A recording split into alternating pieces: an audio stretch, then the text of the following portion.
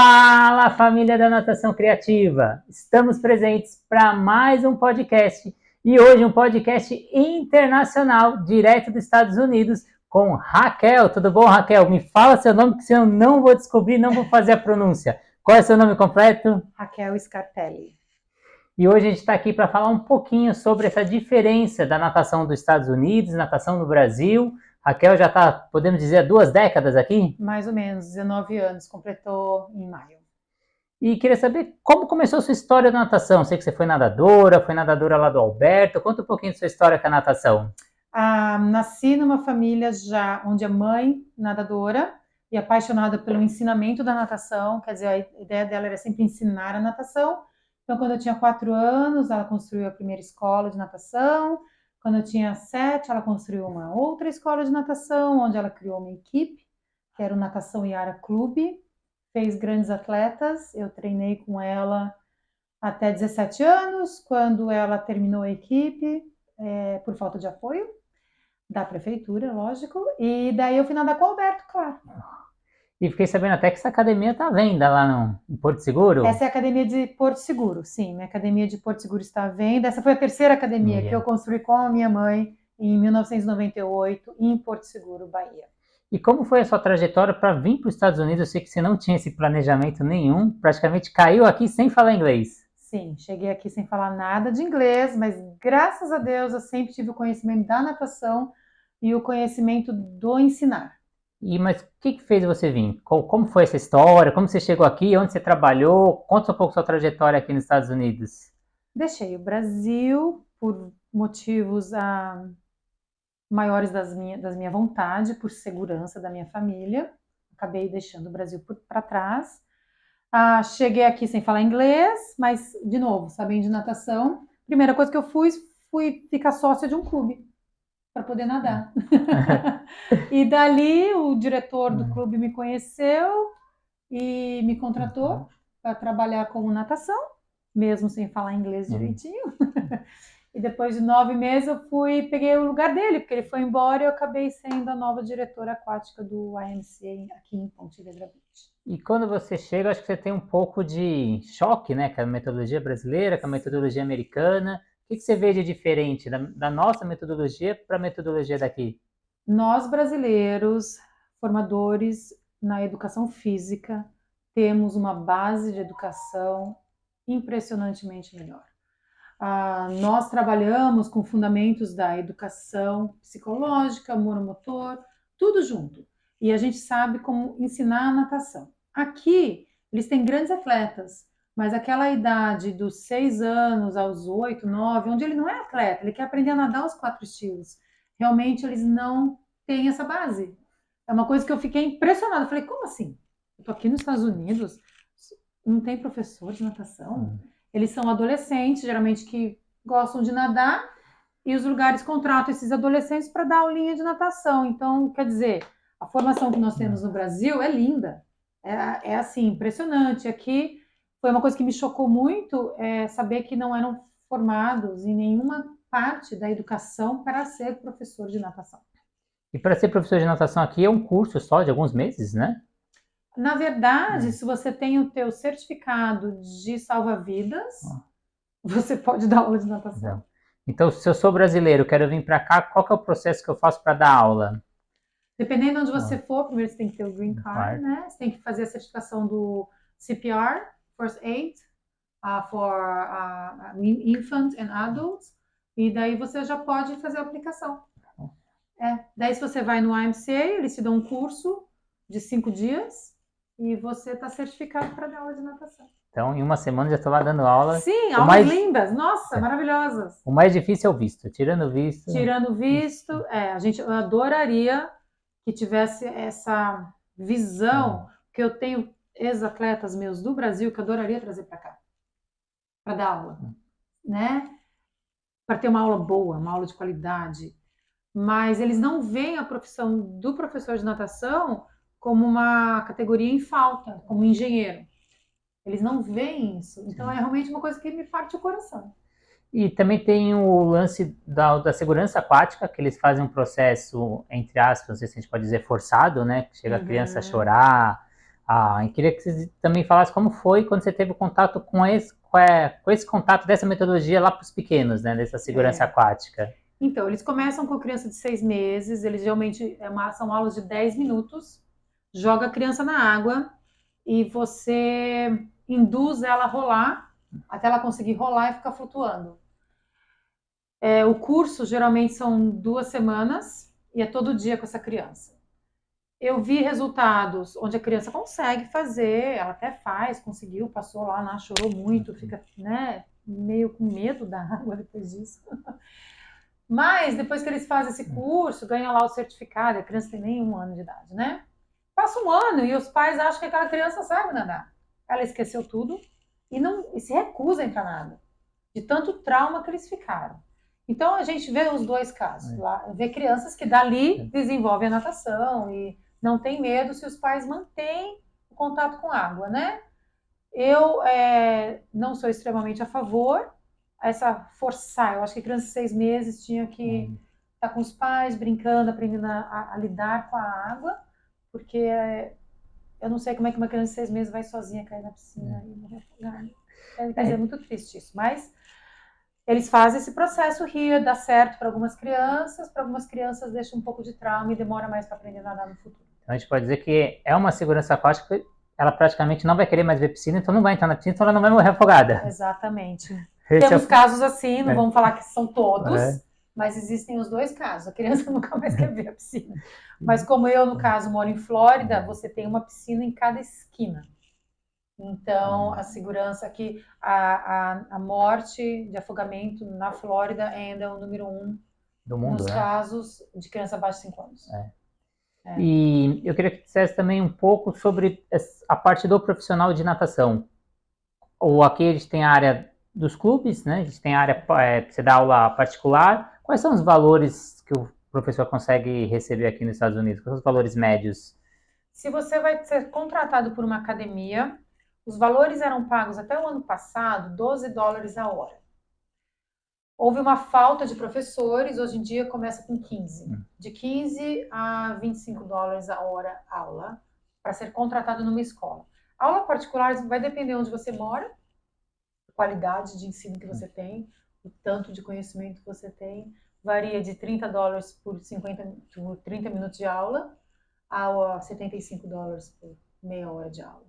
Que é um ramo que você está entrando agora, né? Você saiu do clube e está indo para aula particular. De uma estrutura formal de administração em escolas e estou trabalhando agora com personal não só de aprendizado, como de treinamento também. E como você conseguiu essa divulgação, chegar nos pais, chegar nesses alunos, aumentar essa carteira que aos poucos está aumentando? E qual é a recepção desses pais? Eles estão abertos a aulas particulares? Eles preferem ir em clubes? Eles me procuram, geralmente. Eu não fiz nenhuma divulgação ainda. Olha. Porque eu saí do meu trabalho e já caí ajudando numa season de Summer League, só para ajudar o clube. Então eu ainda não divulguei.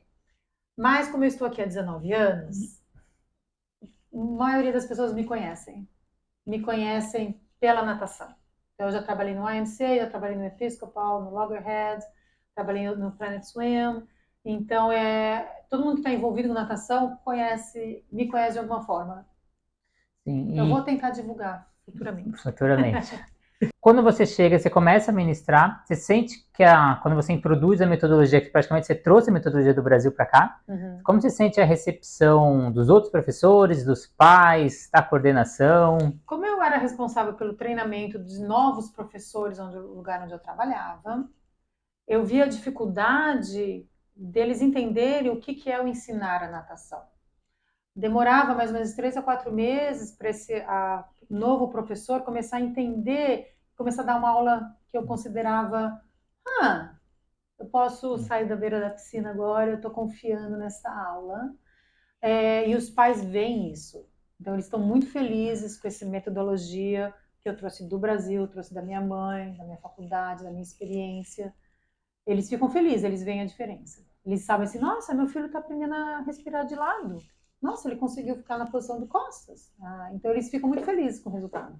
E eu queria que você fizesse essa relação, o ensinar crawl e costas que você trouxe com esse que eles faziam antigamente? O que você sentia mais de diferença ali? Ou praticamente a criança tinha que se virar, vai lá e nada e se vira.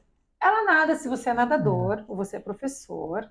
Ela nada daquele jeitinho cobrinha, né? Bracinhos cruzados, olhando para frente, o corpo assim, a perninha cruzando ou fazendo aberta, né?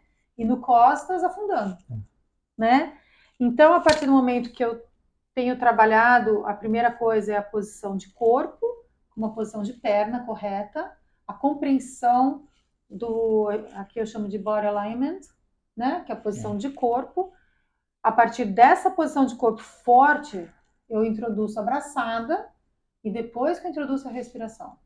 Então eu vou de blocos. Sim. Eu vou de blocos construtivos para que o corpo dessa criança entenda. Porque eu acho que muita gente não entende quando você cai na água, você está deitada, você está num ambiente onde a sensibilidade muda totalmente. Quer dizer, a água te leva de formas diferentes e a coordenação muda. Então, até essa criança adaptar nessa nova coordenação, demora. Uma outra coisa que eu senti muito aqui, as crianças geralmente vêm uma vez por semana só. Então, a cada 7 dias dando estímulo, demora bastante. É muito importante 2 vezes por semana. Aí você conseguiu mudar essa cultura, eles começaram a vir 2 vezes. Alguns sim, alguns não tem como, porque faz basquete, faz voleibol, faz American Football, faz isso, faz aquilo, tá? Então eles não têm. Então é assim, a evolução acontece, mas em vez de 1 mês, demora 2, 3 meses. Né? Porque a cada 7 dias você, como professor, você entende. É o que eu sempre falo para os pais, tenta pôr 2, porque imagina você aprender japonês, alguma outra língua, onde o seu estímulo é 40 minutos por semana. Imagina quando você vai aprender. E a natação é assim também, demora, né? Daí demora um pouco mais. Eu brinco muito que a natação é que nem horas de voo. Isso. Você não vai conseguir pilotar avião lá em cima. Você até tem uns simuladores aqui embaixo, mas não é igual. Né? Então é o tempo de voo que é o tempo de água. Que eu falo para os pais, é o tempo que ele vai estar lá dentro da água. Quanto mais tempo na água, mais ele vai ter vivência, mais ele vai ter aprendizado. Então eu faço muito essa associação. E eu queria que você falasse um pouco do lúdico agora. Ou sentia que antes tinha essa parte da brincadeira, dos jogos, não tinha? Você trouxe? Como que você vê os jogos no aprendizado da natação? Eu gosto de fazer a pessoa brincar na água. Porque o brincar é o natural. Você não pensa. E o que você não pensa, o que você desenvolve? A sensibilidade. Verdade. Quando você pensa, você bloqueia a tua sensibilidade. Quando você não pensa, o natural acontece. Então, eu gosto muito de trabalhar isso nos meus treinamentos com adultos. Adultos que não têm conhecimento de água, uma das primeiras coisas que eu faço é tentar fazer sentar no fundo da piscina. Vamos sentar. Como assim? Eu seguro. Daí eu solto, ela vem para nossa, como é difícil. Eu falei, eu quero que você sinta o que é a água, né? Então, eu gosto muito do lúdico. Gosto, primeiro porque eu fico entediada se eu não estou tendo uma dinâmica com os meus treinos, com as minhas aulas. Eu fico realmente entediada. Eu não gosto do robozinho, né? Então, isso é uma coisa que eu gosto de desenvolver. E você estava falando da criatividade, né? De movimentar a água de formas diferentes. E não só o crawl, costas, peito e borboleta. Tem tanto mais que a gente pode fazer na água. E é engraçado que a gente estava conversando, quando você fala, ok, não, faz o que você quiser, mas não pode ser crawl, não pode ser costas, não pode ser peito. Mas o que eu faço? Falei, não sei, usa a sua criatividade. E as crianças, hoje em dia, elas estão um pouco bloqueadas, né? Eu que estudo criatividade, né, pelas palestras, a gente nasce criativa, a criança é muito criativa, mas os adultos bloqueiam essa criatividade. Isso. E depois, quando a gente vira adulto, eles pedem que a gente seja criativo. Então é uma coisa até que é meio estranho, né? A gente foi muito criativo, depois me proíbe de ser criativo e depois exige que eu seja criativo. Então a gente tem esse gap aí no meio, né? Que eu acho que todo mundo já viu a criança pegando a panela, pegando alguma coisa, a mãe chega e fala, vai brincar com o seu brinquedo, que isso não é brinquedo não. E vai bloqueando essa forma de criar, de usar diversos objetos para várias coisas. E antes de você chegar aqui, o americano já usava esses jogos, esses lúdicos, eles usam atualmente? Eu não vejo. Eu não vejo. O YMCA até tem no currículo deles a introdução de alguns joguinhos para estimular essas coisas, mas eu não vejo os professores sendo capazes de colocar. Como eu falei, são professores novos, 16, 17 anos, que foram nadadores ou gostam de nadar, então eles não conseguem fazer toda essa junção. Lógico que tem gente boa dando aula, não estou falando que todo mundo, mas a maioria, no geral, não. Inclusive, as formas de palmateio, que são tantas, eles só mantêm aquele assim, que é o Calder Windshield. Meu, tem tanto jeito, né? Tanto jeito. Vamos brincar com a mão, vamos criar essa sensibilidade, né? Nadar invertido, saber como é que faz. Tem tanta coisa que a gente pode fazer na água. Trabalha, né? Deve ter trabalhado com muitos atletas, pessoas que tiveram muita vivência com a água, e com esse método aí meio tradicional, entre aspas, você percebe que falta essa sensibilidade com a água. Então ele sabe nadar aquilo, mas não consegue sair daquilo. Como eu te falei ontem, eu estava brincando com meus coaches, assistant coaches, que são nadadores de ponta. E eu estava brincando de fazer um exercício de sculling só com palmateio, né? E tentar manter a posição do corpo, e ninguém conseguiu. Não conseguiu usar a pressão da mão com a água, não conseguiu entender a resistência da água. E para onde colocar força, né? E para onde colocar força. Onde apply a força para manter, porque eles têm força, eles são mais fortes que eu, mas não conseguem aplicar. E isso a gente passa o quê? Para natação competitiva. Sim. A gente está falando de pessoas que têm habilidades, que têm bons resultados na piscina, não pessoas sem vivência. E como você enxerga? Porque a gente vê o final da cadeia ali americana, muitas medalhas, conquistas, resultados, e a gente vê a outra ponta aqui com uma série de dificuldades aqui. O que você acha?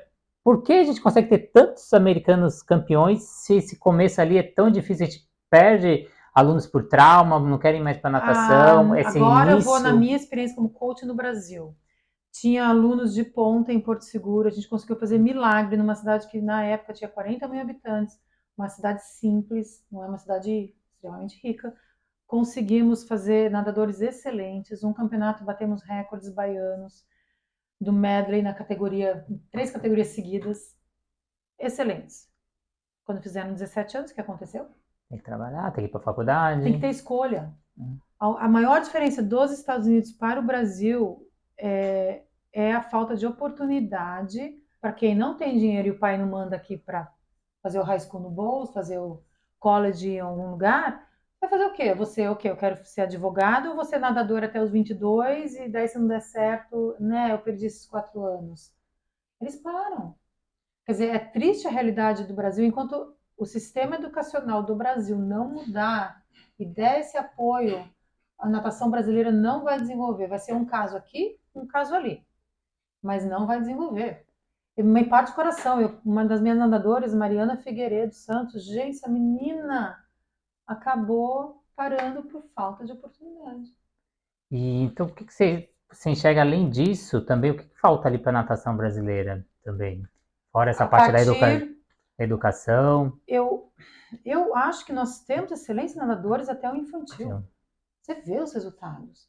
E eu fui num congresso, muito tempo atrás no Brasil, acho que em 2000, e das pessoas do Nordeste, eles estavam reclamando que as crianças de 13 anos deles estavam fazendo treinos de 7, 8 mil, e o pessoal falou, não pode.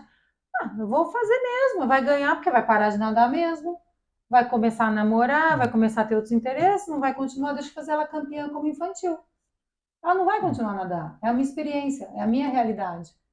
É triste de ouvir, né? Sim. Triste de ouvir. Mas você falou assim, eu não sei, eu não consigo tirar na minha cabeça, nós temos os melhores nadadores. Os melhores técnicos. A gente no Brasil tem que ser criativo para fazer a coisa funcionar. Sim. Né? A gente tem a faculdade, formados. Formada, temos tudo. Só que como é que a gente vai fazer com uma criança de 15 anos que já está preocupado com os testes de entrar na faculdade? Que tem 13 a 16 matérias. Quando eu voltei para o Brasil a última vez, eu falei, quê? Quantas? 13? 13 testes? 15 anos? Como é que você vai fazer alguma coisa na vida? Vai ficar estudando.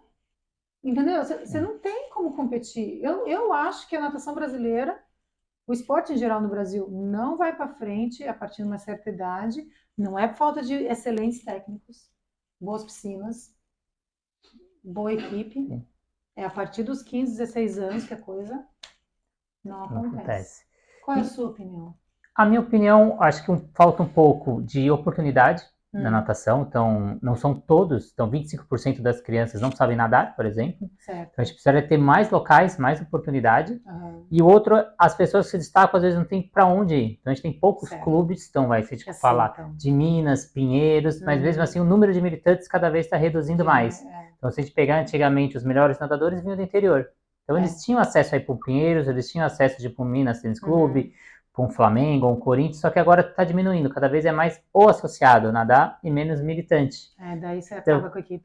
Então, para onde vai esses talentos? E mesmo assim, o número de competições também anda diminuindo. Competições entre academias, por exemplo, locais. Tinha antes, né, que tinha muitas academias. Então, falta oportunidade, pelo menos essa é a minha opinião, né? Minha visão que eu tenho, um pouco de oportunidade. E também o que você falou, chega a 17, 18 anos, ele vai ter que fazer uma escolha e geralmente não é o esporte, né? Se a gente pegar quem está no clube, que tem mais oportunidade, ele vai ter, já tá uma faculdade boa para ir, o pai já tem uma empresa, ele já vai para essa empresa do pai, já tem uma profissão pré-estabelecida, e o esporte não vai ser uma das primeiras escolhas dele. Não. Porque a gente sabe também quanto é difícil viver do esporte. Você tentou viver do esporte, sabe quanto é difícil, e você teve essa escolha.